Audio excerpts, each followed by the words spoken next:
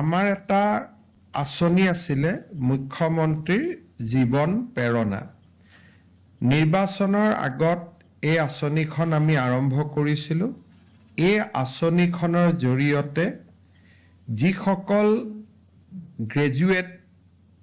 Graduation পায় কিন্তু post গ্ৰেজুৱেশ্যনৰ নামভৰ্তি কৰা নাই আৰু তেওঁলোকে মুখ্যমন্ত্ৰীৰ নিযুত মইনা বা নিযুত বাবু আঁচনিৰ হিতাধিকাৰী নহয়, তেওঁলোকক আমি মাহত ২৫০০ টকাকৈ এবছৰৰ বাবে দিয়াৰ আমি সিদ্ধান্ত লৈছিলোঁ।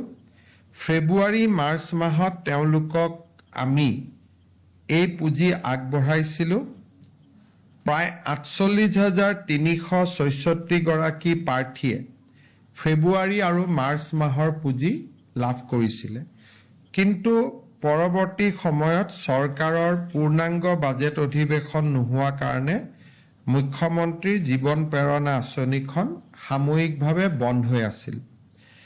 আজি কেবিনেটে ছেপ্টেম্বৰ মাহৰ প্ৰথম সপ্তাহৰ পৰা এই আঁচনিখন পুনৰ আৰম্ভ কৰিবলৈ ১১৮.৫৮ কোটি টকাৰ অনুমোদন জনায়। ইয়াৰ জৰিয়তে ৪৮,৩৬৬ জন স্নাতক শিক্ষাৰ্থীয়ে মাহে ২৫০০ টকাকৈ সৰ্বমুঠ এবছৰ চৰকাৰৰ পৰা পুঁজি লাভ কৰিব। আঁচনিখনৰ নাম মুখ্যমন্ত্ৰীৰ জীৱন প্ৰেৰণা। আৰু এই আঁচনিখনৰ বিষয়ে বন্ধ হৈ থকাৰ কাৰণে বহুত যুৱক যুৱতী চিন্তিত হৈ আছিল।